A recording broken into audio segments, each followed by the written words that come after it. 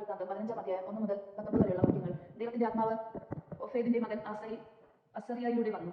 അസറിയുടെ മേൽ വന്നു പറഞ്ഞു, ആസ രാജാവെ, യൂദാ ബെഞ്ചമിൻ നിവാസികളെ കേൾക്കുവിൻ. നിങ്ങൾ കർത്താവിനോട് ചേർന്നിരിക്കുന്നിടത്തോളം കാലം അവിടെ നിങ്ങളോടുകൂടി ഉണ്ടായിരിക്കും. നിങ്ങൾ അവിടുത്തെ അന്വേഷിച്ചാൽ കണ്ടെത്തും. നിങ്ങൾ അവിടുത്തെ പ്രതിനിധിച്ചാൽ അവിടെ നിങ്ങളെ പ്രതിചരിക്കും.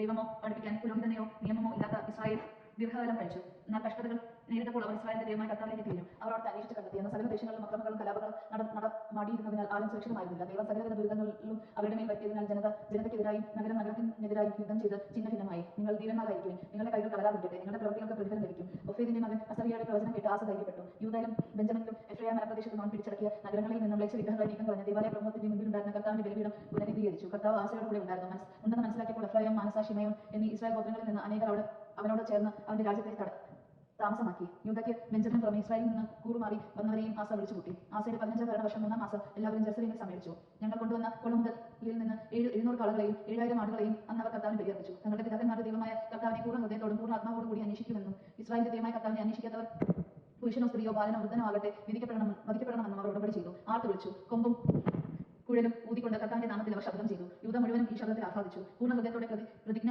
ചെയ്യുകയും പൂർണ്ണ മനസ്സോടെ കർത്താവിനെ അന്വേഷിക്കുകയും ചെയ്തു. അവിടെ അവർക്ക് ദർശനം നൽകി, എങ്ങും സ്വസ്ഥത നൽകുകയും ചെയ്തു. ആസ രാജാവിന്റെ പിതാ മാഖ അശേര ദേവതയുടെ മ്ലേച്ഛ വിഗ്രഹവും ഉണ്ടാക്കിയതിനാൽ അവിടെ അമ്മറാണി എന്ന സ്ഥലത്ത് നിന്ന് മാറ്റി.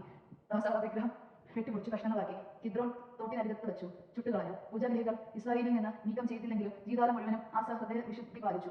തന്റെ പിതാവും താനും കാഴ്ചവെച്ച സ്വർണ്ണവും വെള്ളിയും പാത്രങ്ങളും അവൻ ദേവാലയത്തിലേക്ക് കൊണ്ടുവന്നു. അവന്റെ 35-ാം ഭരണവർഷം വരെ യുദ്ധമൊന്നും ഉണ്ടായില്ല. ദൈവജനം കേട്ടത് നമുക്ക് ദൈവത്തെ സ്തുതിക്കാൻ, ക്രിസ്തുവിനെ സ്തുതി.